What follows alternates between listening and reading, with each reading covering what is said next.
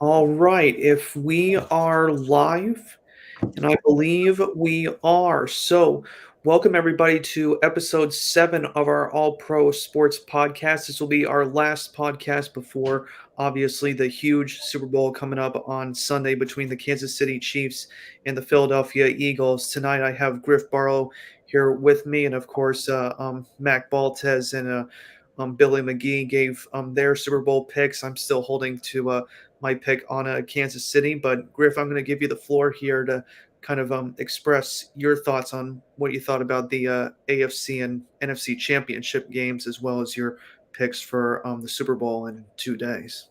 Yeah, Alex, well, I appreciate you having me on again. We always have a really good time, and I know I haven't followed up with Billy yet. So I think you're gonna have to tell me after I make my pick what he said. But definitely the AFC. I mean the I will say the AFC Championship and the NFC Championship.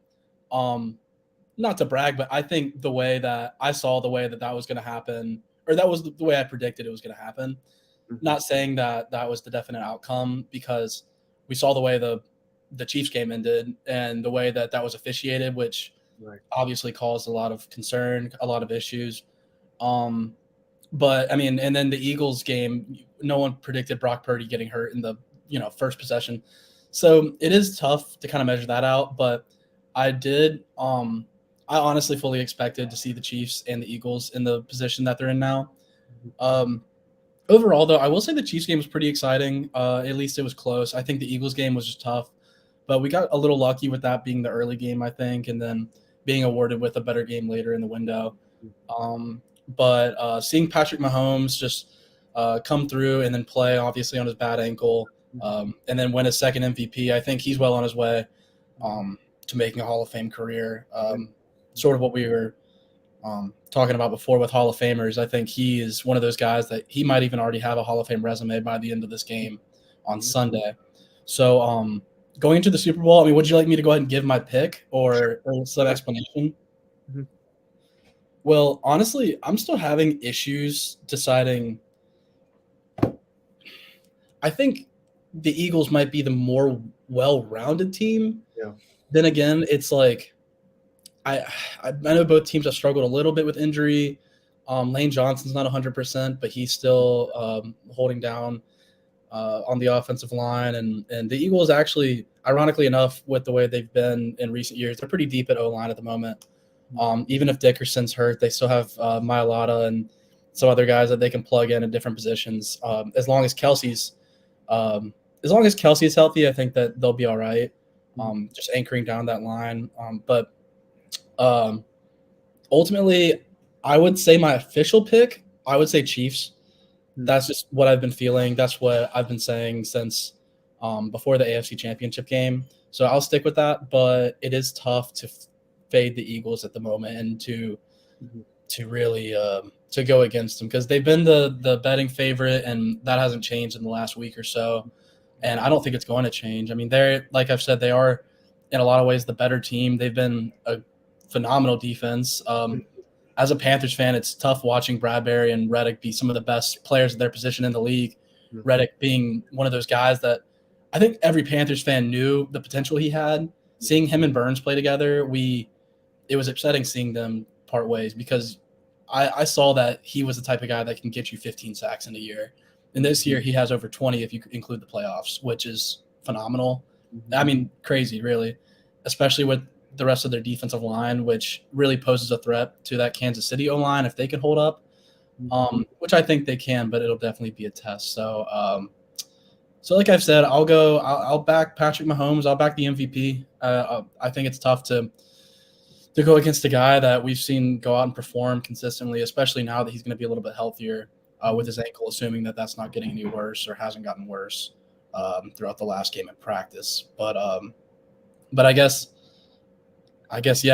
roll with the Chiefs, and we'll see where that goes. But if you told me Eagles win by 10 plus, that's not surprising whatsoever. I think this is about the most neck and neck game we've seen in a while. So I would be surprised if it's a disappointing game, really. I would too, and certainly, I think obviously Kansas City, they're pretty nicked and pretty lacking in depth as far as their linebackers and their secondary goes. Certainly, they have been mistaken without Matthew for most of the year. But I think Mahomes and Hurts, if this turns out to be like a high scoring game, I could see like both teams getting at least 30 points. I'm thinking like a 33-30 kind of Mhm. game if that happens. But certainly Mahomes is going to have to pull out some magic if he's going to hopefully kind of end what has been kind of like the MVP curse, because no quarterback has won the Super Bowl after winning the MVP since Kurt Warner in 1999. So hopefully he can possibly exercise that demon against Philadelphia in about 2 days. Yeah, I think that's an interesting point you bring up. Honestly, I forgot about that because I know that was there was like what the Brady curse, I guess. Whenever he had won MVP, Yeah, they never won, and then I know there's just a few years where it's like the guy gets the MVP or he gets the Madden cover and he gets injured. yeah. And you want to say it's fluke, it's weird things. It's like it doesn't matter, but when it repeatedly happens every year, it's questionable. And it's like when it's a 20-year trend, at what point do you look at that like this is a legitimate thing we have to look at? Mhm, So I think you make a good point. I think Patrick Mahomes is really one of those guys that can step up and break that curse. mhm, I think he's one of the better talents we've ever seen between himself, Rodgers, Kurt Warner, Favre. I think he's one of those kind of guys that he's so natural at the position and transcends so well. Like even, I mean, you can say he takes like what Favre and Warner had like in the pocket and then can extend the play outside of the pocket. mhm. Really unlike a lot of quarterbacks we've ever seen. I really you look at him and I think you can make the comparison to Rodgers pretty quickly, and and I think it might come down to more character issues when it gets to that point when you're judging who might be the better quarterback. But right now, I think if you back Mahomes, I don't really think you can go wrong, regardless of any trend or anything that might sway you one way or another. Mhm. It's certainly going to be interesting to see how his legacy is shaped. Certainly, kind of following similar, just kind of going a little bit back here to when Len Dawson was the quarterback for the Chiefs. I remember he played in the 1962 AFL Championship game. He won the 1966 AFL Championship game, lost Super Bowl one, but then righted themselves in '69, beating the Vikings. What's interesting is that Mahomes is playing in his third Super Bowl in his career. So he and Len Dawson right now are kind of those two patriarchs as far as franchise quarterbacks go in Kansas City. But kind of speaking of Hall of Famers, as we were speaking of Len Dawson, Patrick Mahomes, Brett Favre, and the other quarterbacks, let's actually kind of talk about some of the Pro Football Hall of Famers who were released last night on the NFL Honors Show. But before we had our broadcast, he kind of brought up an interesting point about one of the snubs, I think, from the Carolina Panthers. If you wanted to shed some light while I pull up the list. Yeah, obviously, I mean, I could talk about that all day. When it comes to Steve Smith getting snubbed the way he did, it's not like I'm like over the top angry about it. I think next year we'll see him get in, hopefully. But it is a little odd to not even get a finalist nod. I think for a guy that is has such a storied career, Mhm. when every year he was in the conversation with Randy Moss and he was there with Calvin Johnson, like it wasn't like he had these fluke years. Like we saw Steve Smith lead the NFL in receiving yards, um, and then his teammate Muhsin Muhammad do the same thing. Right. And they were really a scary offense when Jake Delhomme was at his peak, and the Panthers were on all cylinders for a year or two there in the early 2000s when they made the Super Bowl. But I think if you just look at that, it's tough to understand because then you see Rondé Barber get in, and at what point do you question um, what's the criteria we're measuring here? I mean, Rondé Barber, great player. I mean, the Barber brothers, the Barber family has made their impact on the NFL, no doubt about that. And has Rondé made a Hall of Fame career? Maybe, but I wouldn't give him that nod over Steve Smith. And I don't know what committee or what group came together to make that decision because I think that that's definitely a flawed decision that was made. Yeah. Um, I think if you see Rondé Barber, if you take away his pick six in the Super Bowl, granted, very big play, very big moment, especially for the Bucks franchise. Right. You don't. I mean, you don't see him as that Hall of Fame level guy. I don't think. Right. And although, like I've said, it's a big moment. It's not something where it defines a career. I mean, Steve Smith had multiple 1,000-yard reception seasons every single year, Mm-hmm. and just to basically discount that and seemingly forget about it, like I think people forget Steve Smith had um, Jake Delhomme as a young guy all Mm-hmm. throughout his career, gets shipped out, and then he has Cam Newton as a rookie, That's helps right. him win Offensive Rookie of the Year as a Yeah. guy who wasn't seen as a passer, um, at least at the NFL level, Right. and leads that team in receptions and eventually like be one of the better receivers, move on to the Ravens That's with right. this with the Panthers, which I'll always hate, that decision that whatever happened there. Thankfully now we're past that, but even he went to the Ravens and put up 800-900 yards, I believe, maybe even 1,000. Um, I don't have the stats in front of me, but he played so well at about 37, 38 years old, and you don't see that from a receiver anymore, really ever. And I think that him not getting that nod, that respect, I think is really tough, Mhm. especially when it comes to a guy like that. And then just seeing, no disrespect to Rondé Barber, but like what it's really like, what are we doing here? What's the committee thinking? Like, what's the criteria Mhm. um, for a guy to get in like that? So, um, but then I mean, just to round off that rant, I I mean, like you can see, like if you don't get if Peppers doesn't get in the Hall of Fame, then I think, like we were saying, that's pretty That's criminal. I that's think that's at just what point are we just giving nods to these guys that were very like outspoken or just on prominent teams? Like I think Peppers, we'll see him just due to his years in Green Bay and Chicago, even outside of the years when he was so dominant on the Panthers. right. Just his prolonged success, even in his last couple years when he came back to the Panthers, he was still making plays for the. I mean, he was putting 9, 10 sacks up as a 37-year-old player. I think 38-year-old, Mm-hmm. and I think he's a guy that we should definitely see next year make the Great. Pro Football Hall of Fame for sure. Mm-hmm. Also, to add to that point, though, however, I will say next year's class, while we're on the topic of the Hall of Fame, Mhm. just to kind of get everything out of the way, I know there's discussion for Andrew Luck being up for the Hall of Fame bid, and I'm not sure how anyone could vote him in. I mean, he went to the AFC Championship once, he lost. We never saw him in a Super Bowl. No. Um, I mean, granted, he was a great quarterback for Yeah. the 6, 7 years he was in the league. Right. But I think to give him a nod, even give him a vote for Hall of Fame, like I've said before, no disrespect to these players, but No. there's no room for that in giving that. I mean, that totally discounts everything that the Hall of Fame is built up to be. And I agree. if I think if we're going to leave out guys like Steve Smith and allow Mhm. that, like I'll basically allow that to slide, especially as a guy where Steve Smith is still working with the game consistently every week and showing his face up and basically being a face for the NFL still, Mhm. I would find it a little ridiculous for Andrew Luck to get the nod. So I that's certainly agree. what I felt on the Hall of Fame talk this past week. Sure. Yeah, I'm going to run down some stats here. I'm going to go ahead and just kind of fuel the rant a little bit, as well as just kind of looking at some of these guys. I'm going to dispel the one thing between what you were saying about Rondé Barber and Steve Smith. I'm just looking at Rondé Barber's career right now. The Okay. most receptions he had in the year was 10 in 2001 when he was a Pro Bowl and an All Pro selection.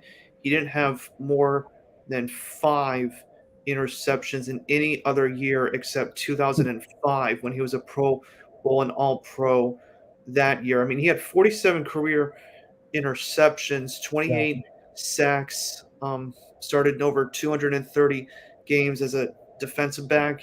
I understand that, he had the memorable pick six against the Philadelphia Eagles in the 2002 NFC Championship that sealed Correct. their thing to go to Oakland and just basically bury Rich Gannon and the Raiders then. But like you were saying about um, Steve Smith, I was just looking at his stats. 5-time Pro Bowl and 2-time All Pro selection, won the receiving triple crown in 2005, 103 receptions, 1,563 yards, and 12 touchdowns. And you were right about when he went to Baltimore. His first year in Baltimore, he had 79 receptions, over 1,000 yards, and scored 6 touchdowns for the Ravens. So, I mean, it makes sense that they would, at least probably give the recommendation to Steve Smith. But I think really what the Pro Football Hall of Fame, I think, has really had an issue with in recent years is that they've had a conundrum of probably taking players in today's game and trying to revert their stats like what the players were back then. I mean, you're not going to see numbers like Mel Blount put up or like Dick Nightrain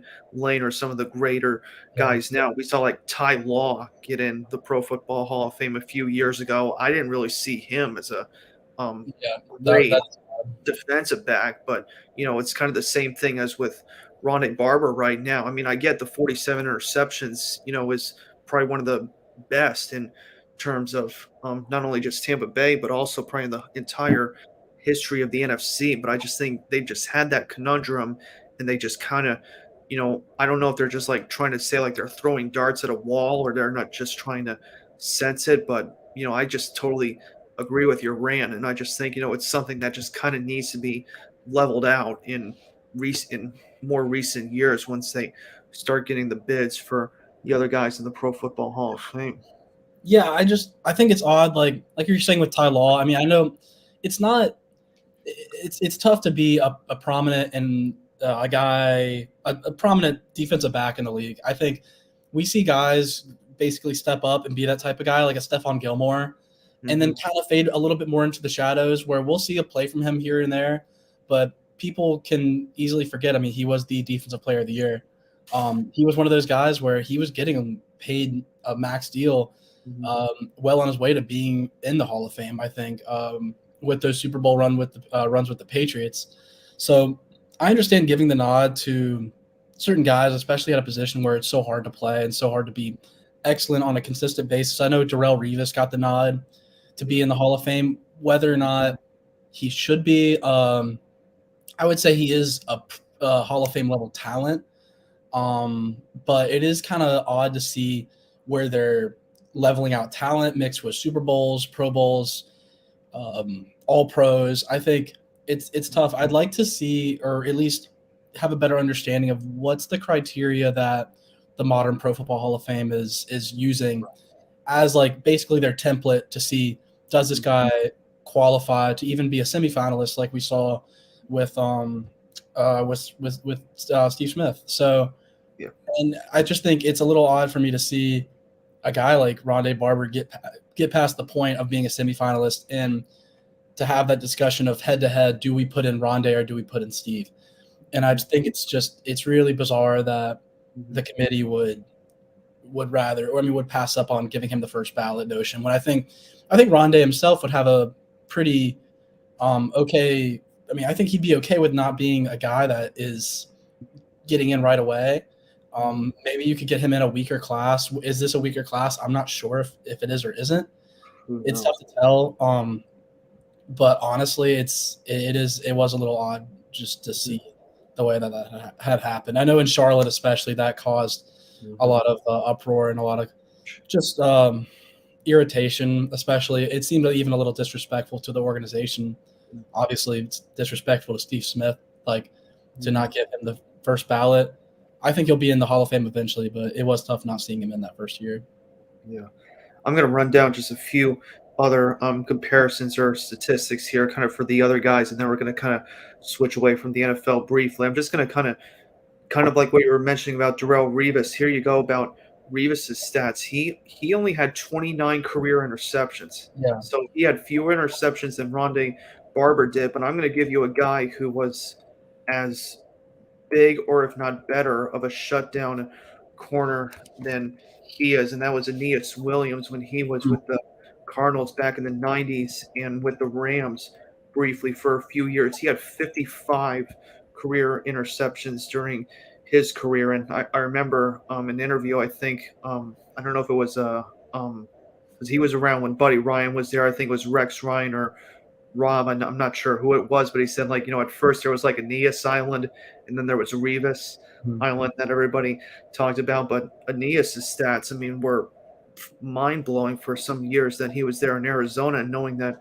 Revis only had 25 interceptions, like over 20 fewer than Rondé Barber did. I mean, you kind of settle that score there, and then probably just briefly just touching on some of the other finalists as well. I think one of the more obvious ones was Joe Thomas getting in, never missed a start in his first 10 years of the NFL from 2007 to 2016. He was a 10-time Pro Bowl selection, a 6-time All Pro on so many disappointing teams for the Cleveland Browns over that course of time. I was really happy for two other guys, I think, who really deserve their shot. And when linebacker Zach Thomas got his deal here, I'm looking right here. He led the NFL in tackles twice when he was a member of the Dolphins. He had 156 tackles in 2002 and 165 tackles in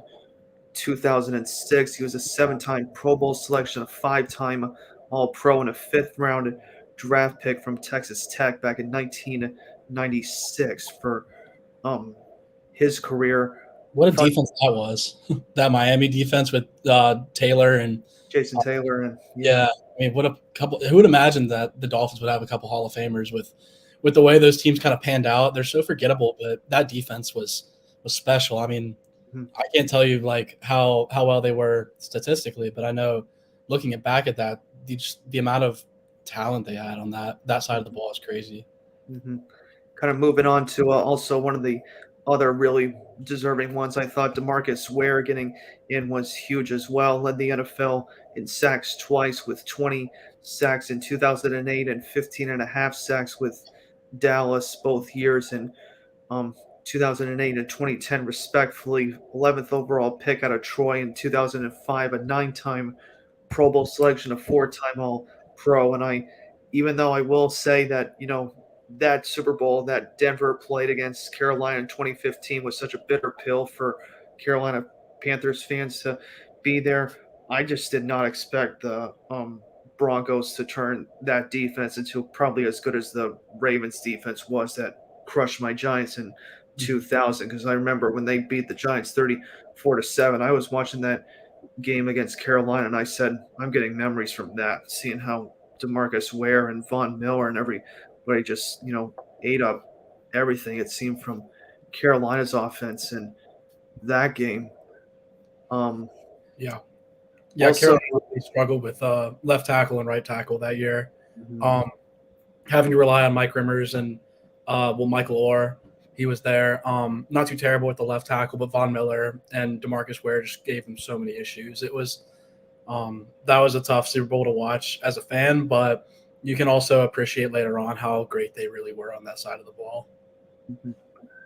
I'm just finishing up for the Hall of Famers as well. Kind of going some old school names here with a linebacker Chuck Howley, the only Super Bowl MVP to be named from a losing Super Bowl team when Oh yeah. Dallas lost to the Baltimore Colts in a Super Bowl V. I kind of have a little bit of a quick note on that. I think Mike Curtis, who was a linebacker for the Colts in that game, he basically had the ceiling interception that set up Jim O'Brien for the game-winning field goal in Super Bowl V, even though Mike Curtis didn't deserve it. I think Mike Curtis should have been the MVP in that one, not Chuck Howley. But Howley, though, as far as that career goes, he was a 6-time Pro Bowl selection, a 5-time All-Pro for the Dallas Cowboys, and was actually originally drafted by the Chicago Bears from West Virginia back in 1958 in the first round, and then, of course, won Super Bowl VI with Roger Staubach and company the following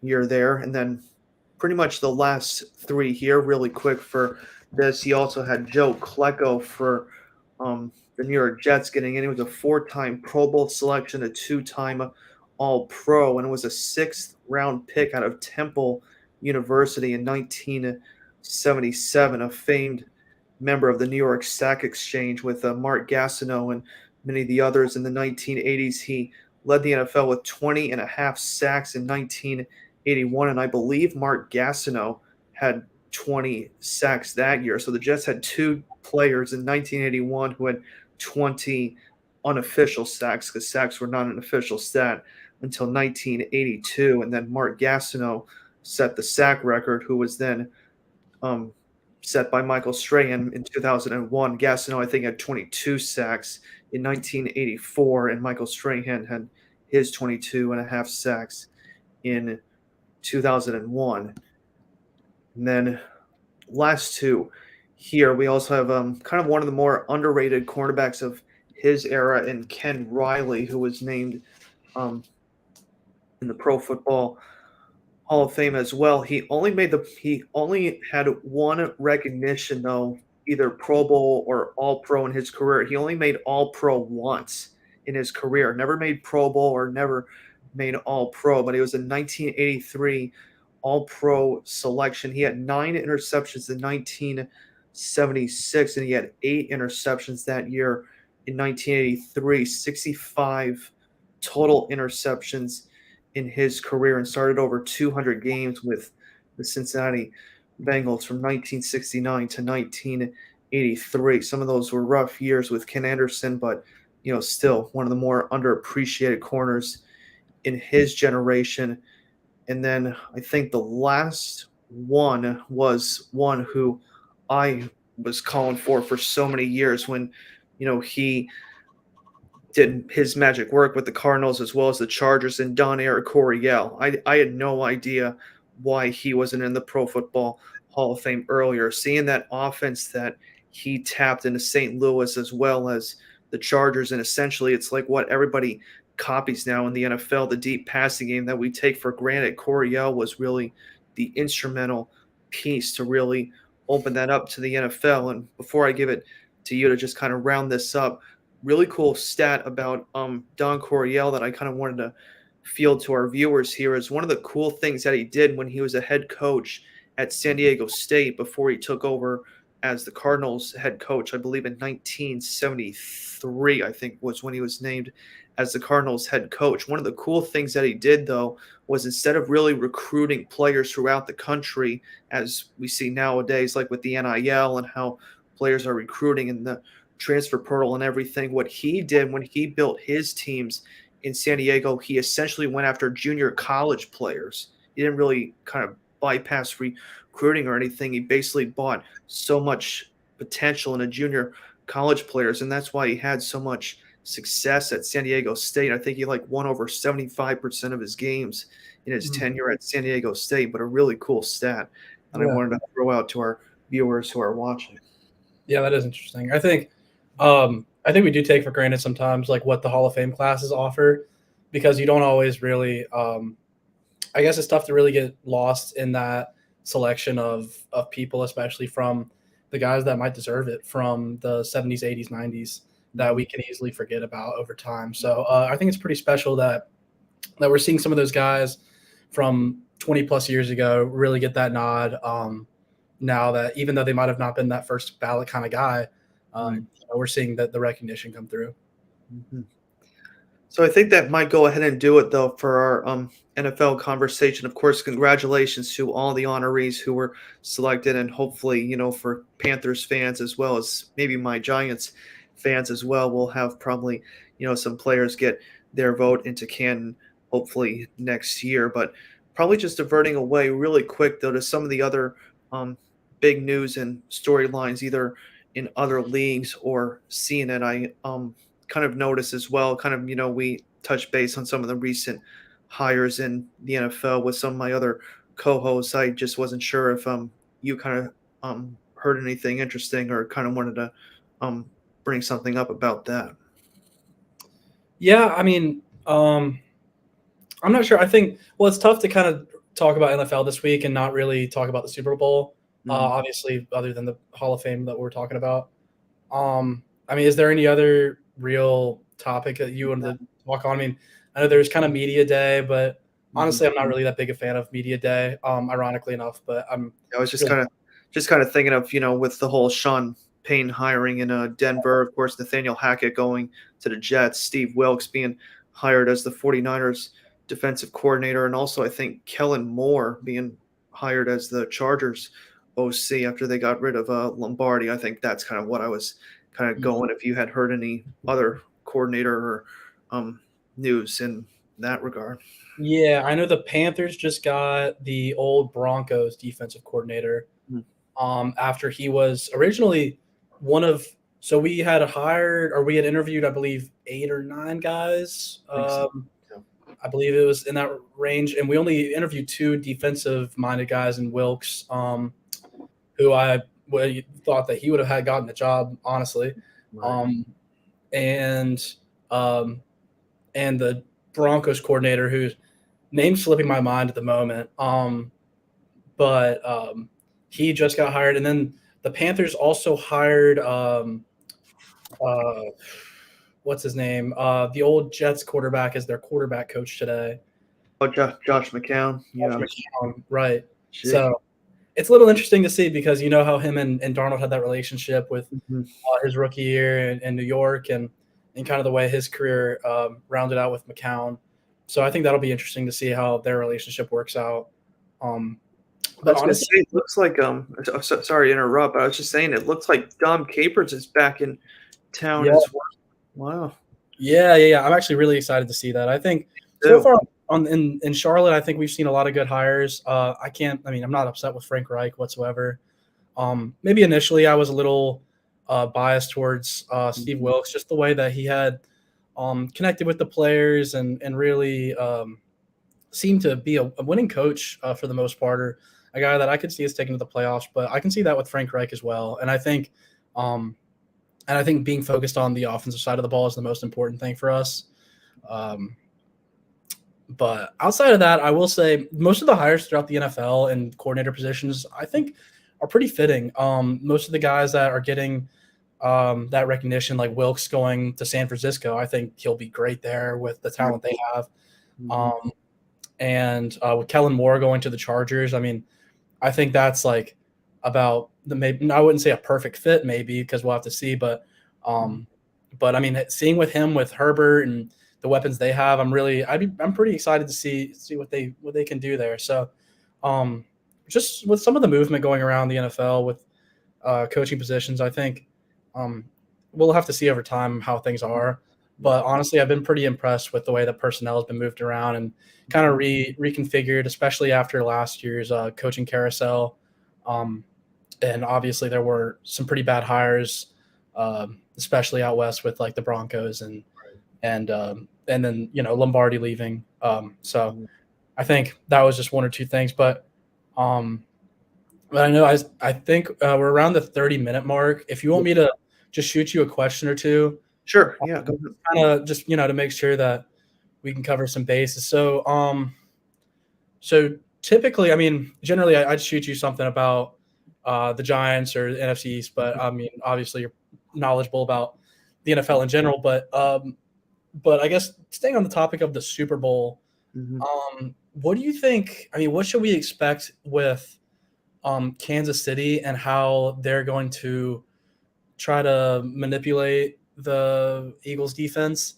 Because Kansas City has questions on the defensive side of the ball and on some positions like you were saying linebacker, but I'm honestly pretty curious to see how Kansas City is going to try to attack the Eagles. Like, will we see them rely on the run more, or will we see Mahomes just try to get the ball out quick to some of those speedy guys? I guess what do you think? What do you think the Chiefs' game plan offensively will be? Because we know that they can be so versatile, Mhm. especially with Isaiah Pacheco and Edwards-Helaire. They can definitely do some damage on the ground. So I just want to see what you think about that. It was interesting. You just brought up Pacheco and Edwards-Helaire, and that's what I was going to kind of go to. I think what's insane for people to really realize about this offense is I've really liked that Isaiah Pacheco that they've had this year as just being a really nice piece on that offense. But I've said this like so many years for Patrick Mahomes. I know he's just been an incredible quarterback, a magician with the football, but it's like if you get him a guy like remember like back in the days like when they had Larry Johnson or Jamal Yeah. Charles, if you could get like 1,000 yard back or just like a explosive running back behind him, that offense would just be unstoppable. You would have to isolate him. You would have Mahomes, you have Kelsey, Juju Smith-Schuster. Of course, they got Kadarius Toney, obviously, from the Giants, but he hasn't kind of really done much in recent weeks. But I just have been really amazed with how Mahomes has really developed himself this year, and kind of like the difference that I saw between him and Allen this year is Allen kind of seemed to really regress, knowing that he lost Brian Dable. They had Ken Dorsey, but they just didn't really use their weapons well. I know Sure. Diggs obviously had a good year. I was surprised they didn't use that Khalil Shakir enough, who they drafted out of Boise State last year. They tried to get Cole Beasley involved. They had Isaiah McKenzie, but it seemed like Mahomes, you took away Tyreek Hill. He goes to Miami. He has Juju Smith Schuster come in, and he's performed outstanding this year. So I mean, I just think what their goal is in this game, I think they have to be able to neutralize the number of drives that Philadelphia has to do. And I know Reed doesn't really like doing that. He's not really a coach that's going to like grind the clock down. He really just kind of wants to score. But I think if you can limit the Philadelphia Eagles to probably say for example, like under 10 drives, say that for example, if they can like hold them like just 7 or 8 drives and just kind of minimize the number of opportunities that Philadelphia has on the offensive side of the football, I think that could be their antidote to winning, as well as just kind of helping their defense out. And as I mentioned, that's kind of missing some depth at linebacker and in their secondary unit. Yeah, I think you make a lot of good points, especially with you would like to see a guy like Tony step up. You'd like to see a guy, because I mean, you've seen him be a real weapon on the Giants, and we know what he can do. I mean, he kind of reminded me of how Percy Harvin was at Florida. A little bit, yeah. I mean, I know it's kind of like, you're comparing, oranges to apples a little bit when it's kind of coming to the person, Mhm. but I mean, he was the type of guy that really transcended that Florida offense, Mhm. and he was he was just a game breaker there. And Mhm. even in New York, I mean, I wouldn't even call it flashes. I mean, we saw him really dominate some games and show that he was at times maybe one of the most talented guys in the field. Just when it came to receiving the ball and then seeing what he could do after the catch Mhm. or after the handoff, because I mean, sometimes they put him in that situation. But I am really excited to see how some of those kind of secondary guys will perform, kind of like how we saw Valdez Scantling step up and Forgot about him. Yeah. yeah, and do well against the Bengals, which I'd like to see him really do some damage. As a former NC State player, it'd be pretty cool um, to see a guy like himself step up and be Mhm. one of the guys that Mahomes can rely on. Because I think outside of Juju and Kelsey, which I mean have been two guys that have proven to be Pro Bowl type guys. Kelsey obviously having the resume he does. Right. I think they're almost a little underrated, I think, in the way that their unit collectively is. As long as they're healthy, I think we can see Kansas City do a lot of damage. As long as their offensive line gives them the support that they need, I think we'll see. I think we'll see a lot of points. Honestly, that's just what I'm expecting. Even though it's a Super Bowl, I think each team's going to have their way on offense, depending on the way that personnel and schemes and injuries of that nature. How that shakes out. But honestly, I think that's a pretty good way to look at it. I think the way that you described it. Agreed. And just I was just going to say, if you either had your second question up, I just kind of wanted to run through one last thing before probably your last question, perhaps before we wrap this up. I was just kind of looking at some of the um, other award winners. Obviously, Patrick Mahomes won the MVP last night. Brian Dable for the New York Giants won the Coach of the Year. Justin Jefferson was named the AP Offensive Player of the Year. Nick Bosa as the Defensive Player of the Year. Garrett Wilson was named the Offensive Rookie of the Year. Sauce Gardner was named Defensive Rookie of the Year. Geno Smith, well deserved for the Comeback Player of the Year himself. And of course, Dak Prescott won the Walter Payton NFL Man of the Year. But outside of the Walter Payton Award, what I just wanted to ask you really quick as we were just kind of wrapping this up, were any of those finalists or who they decided to choose, were any of them probably surprising to you, or did you kind of consider others for those positions that you might have been a little surprised at who they chose. Yeah, I think if you look at the offensive and defensive rookie of the year, I think they could have gone a lot of ways. I'm not going to say that they were wrong in No. who they chose. Then again, I do think we could have seen Tariq Woolen come out Yeah. as the rookie of the No. year. Yeah. A guy that, I mean, because we knew Sauce Gardner was going to come in, and I think the expectation was to do just about what he did. Yeah. But no one expected Woolen to step up and be a No. guy that was Right. just going to, yeah, be a guy like a Richard Sherman kind of was when he was first breaking onto the scene. Right. And it really is no exaggeration to say that that's kind of what he was this past year. Mm-hmm. Obviously, it's not with what the Seahawks defense used to be, but No. he's a piece that can kind of bring them back to where they were. So I think I would have liked to see him have won that. I Mm-hmm. think Chris Olave could have won. Kenneth Walker, even from the Seahawks, could have won. I think there could have been some guys that we could have seen over Garrett Wilson. Not too upset with that, but it is a little bit underwhelming. Yeah. However, I mean, with the carousel of quarterbacks they had this year, I think it was pretty impressive for a rookie like himself to step up and be pretty good. Even though, I mean, his Buckeye teammate Olave basically did the same thing. Mm-hmm. Even though Olave did miss a couple games, there were. It really wouldn't have surprised me at all had we seen him or, like I said, Walker step up and win it. But overall, I would say I'm pretty pleased. Other than maybe Wallen, I think being a little bit of a fan of him after he had gotten drafted and following him a little bit, Right. I would have liked to see him win. But honestly, I'm not too upset. Sure. I was gonna say probably, kind of going on the more defensive route. I was okay probably with the choice for the offensive rookie of the year. I was surprised that no one really accounted for Aiden Hutchinson in Detroit.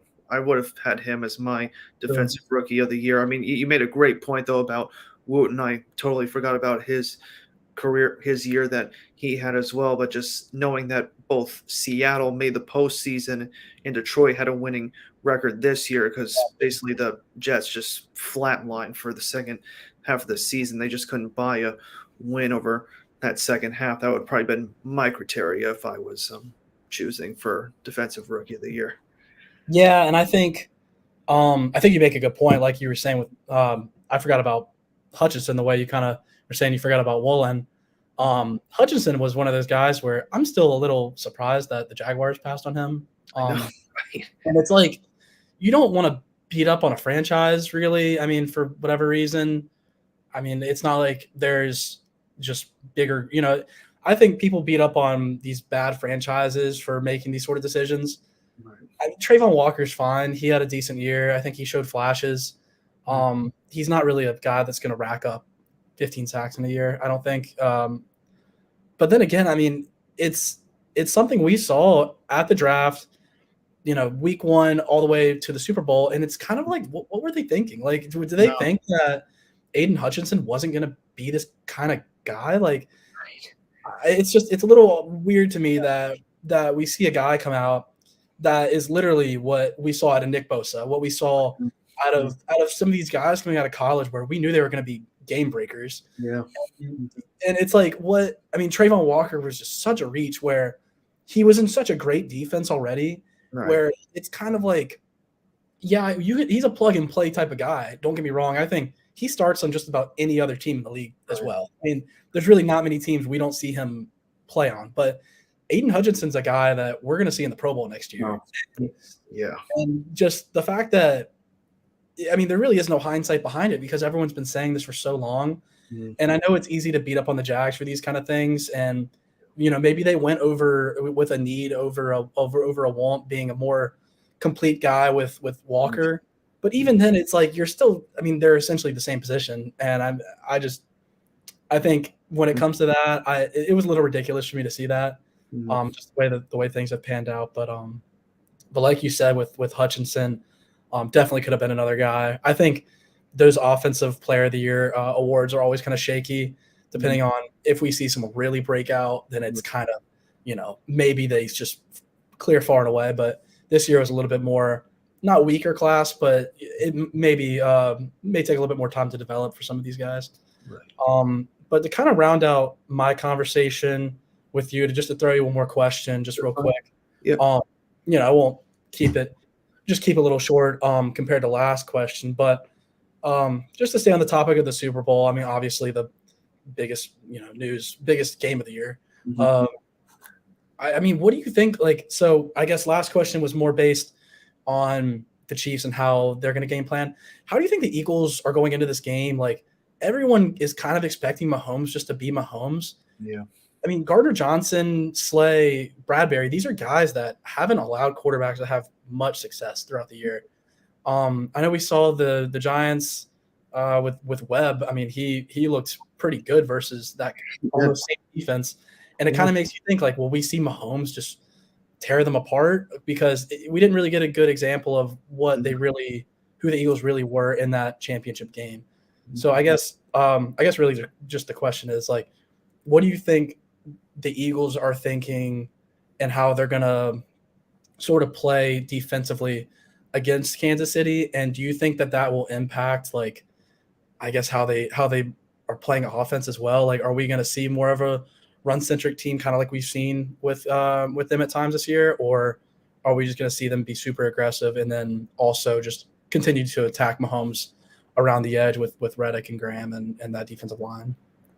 I think, I've been just an incredible fan of their defense really since early in the season. I mean, just like when they overwhelmed, I think it was like Washington early in the season. I think they had like 9 sacks on them like in week 3. And I just kind of, I mean, really, my two major questions going in, I had a really um, exceptional conversation with Billy. I think when the season was just beginning in September, my two things that I had in the Eagles performing this year is one, Jalen Hurts' development as a quarterback, and number two, how is their defense going to look, especially after how they started in September. And I Yeah. just think the way that their defense needs to really attack Mahomes and these guys is I think their defense has, obviously, more talent than Kansas City has. But what I will be cautious about them for being in this game though is to be a little over aggressive because what I haven't really enjoying. I know, like you were saying, like you don't really care for media day, but seeing some reports, like whether it's Brandon Graham or whether it's others, kind of criticizing whether it was the Giants' Julian Love for taking a low blow at him for saying like there's no real leader on their secondary. I mean, I consider Darius Slay a leader on their Yeah. secondary unit, and I consider James Bradbury as well. I mean, he had his rough out when he was with the Giants, but certainly I see a ton of leadership, on both sides of the football. But just my concern is just, can you just harness either this aggressiveness or do you just kind of see like, what it plays out in the first quarter? Because what I remember back, I think like in Super Bowl 25 between the Giants and the Bills when those two teams played. I mean, obviously they're not going to try this formation or anything, I would imagine, in Philadelphia, but they basically baited the Giants baited the Bills to run the football with Thurman Thomas in that game when they played them because they only lined up like 2 or 3 defensive linemen on the line of scrimmage. So I think that's the question I throw to Philadelphia in this circumstance. Do you bait them to run with Pacheco and Allaire, or do you just kind of see, if you can stop, Kansas City's vaunted passing attack? I would just try and neutralize that run early, as I said, because I just don't know if Pacheco and Allaire are enough to really just kind of mix it up with them. If they make Kansas City essentially one dimensional, I mean, it could maybe turn into an ugly game for Kansas City if they can just minimize their attempts to run the football. Yeah, I think we're just going to see the Eagles really try to break down their offense really into where the defensive line's they're gonna have to put pressure on Mahomes. That's just if they want to win, that's just what's gonna have to happen. They're gonna have to make him feel a little uncomfortable.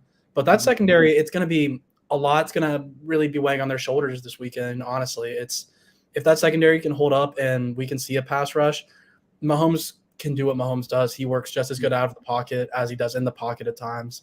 But I think if we see some sort of pressure, then maybe we will actually see the Eagles defense maybe look like they have versus some teams this year. Mhm. It's going to be interesting to say the least. Less than 48 hours from now when both these teams square off. Obviously, two huge things happening here. Of course, Kansas City would be their second Super Bowl title in the last 4 years. And, Philadelphia, after going 58 years between their championship in 1960 with Norm Van Brocklin, then getting their defeat against the New England Patriots in Super Bowl 52, they can have their second championship in about 6 years for Philadelphia. But just Yeah. right before we wrap this up, I just kind of had one really quick trivia question that I wanted to ask you before Sure. we kind of just get out of here because I had pegged this question to a Billy on our last broadcast, but just kind of overarching the Georgia Bulldogs national championship, claiming back-to-back national championships. I asked him, and I just kind of was interested to see if you would get this trivia question: who's the last college football team to claim 3 straight national championships? And, obviously this is different because, the college football playoff era, began about 10 years ago, and the national championship was just kind of different for most of the years. It would either be signed like in the Fiesta Bowl or whatever, but, the last team to claim like 3 national championships in college football. And I'll kind of narrow the list down for you as well. Think of a school that's in the Midwest, and I'll give you 3 guesses to get it. So the Midwest. So, because initially I was thinking Army or Navy, or even Yale. Yes. Those Yes. teams that were dominant in the early 1900s, late No, 1800s. I won't count that because you're Okay. that's Northeast. So yeah. Okay. So All right. think of Midwest. Midwest. Though. Think of Midwest. Hmm. I would. I mean, Nebraska might be a little bit too far out there. I don't think it was Nebraska. Was it Nebraska? Iowa. Not Iowa. I don't think no. No. I mean, maybe Ohio. I wouldn't say Ohio State had a three-peat. It wasn't Ohio State. No. Is it Power 5? It's trying to think the conference they're in right now. I think they're in the conference. I think they're in the same conference as is it Ohio State or is it Michigan? Because the big. I was just going to say, you want me to give you the answer, or you want to guess, or you want to guess a couple more times? If you give me the state, will it be a dead giveaway? It'll kind of be a dead giveaway. Yeah. I don't want to. Is it Oklahoma? Not Oklahoma. I guess That's a good guess. That's a good guess. Missouri. No. Oh, yeah. I guess you tell me. I feel like maybe. Oh no, is it Notre Dame? Not Notre Dame. No. Okay, just tell me then, because I'm not going to get it. University of Minnesota. Minnesota. Okay. Yeah. 1934. It was 1934, 1935 in the first year of the AP poll era, and 1936 when they claimed 3 national championships in a row. They're the last team to do it. And I was talking to Billy about it, and I said that's what Georgia's going to be aiming for next year. Just knowing that's a long gap of over 60, 70, 80 years between the last instance that happens. So. That's a good one. That's a really good question. Mm-hmm. I think that's going to go ahead and that's going to do it for our broadcast here tonight with Griff Barlow and myself. But I'll let you have the last word, Griff, before we head out and I wrap this up. Yeah, no, I mean, well, like I've always, appreciate being on. Talking sports is always a good fun time, especially around this time of year where the Super Bowl's so exciting. Just to keep it short, I appreciate being on and I'm really going to be happy. Really just glad that it's bittersweet because, you love watching the Super Bowl and everything and so much hype behind it. Then you got to wait for the next season. But I guess I'm excited to see what we have on Sunday. Mm-hmm.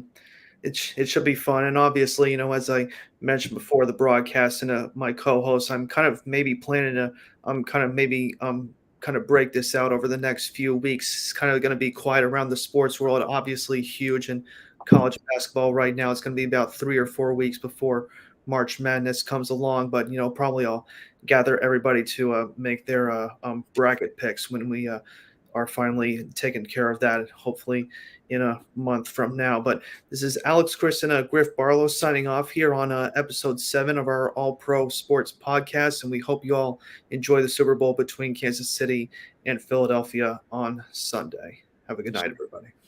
Good night.